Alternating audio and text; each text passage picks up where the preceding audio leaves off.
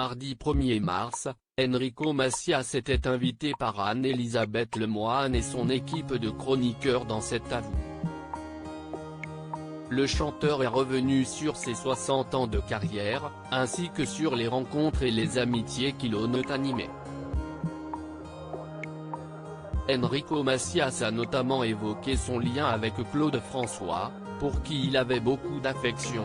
Il avait grandi en Égypte, au Caire, et il m'aimait bien parce qu'on parlait souvent arabe ensemble, s'est souvenu le chanteur qui est né à Constantine, en Algérie. Alors qu'Anne-Elisabeth Lemoine questionne Enrico Macias sur son accent, celui-ci a affirmé qu'il n'avait jamais tenté de le dissimuler lors de son arrivée en France. « Je n'ai jamais caché mon accent », a lancé celui qui a retrouvé le moral en quittant la France.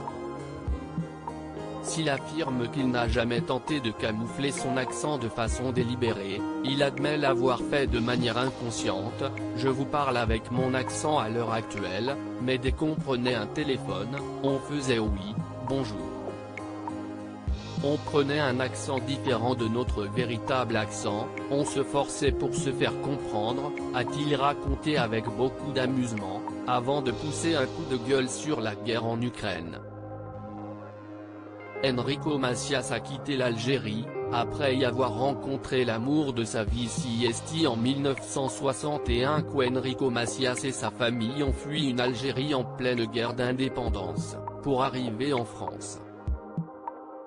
Le chanteur s'est également confié sur cette période très douloureuse, et sur la manière dont sa musique l'a aidé à la surmonter. Pendant la guerre d'Algérie, on perdait des êtres chers et on ne savait pas si on allait pouvoir rentrer à la maison à cause de la violence dans les rues, a-t-il déclaré en direct sur France 5.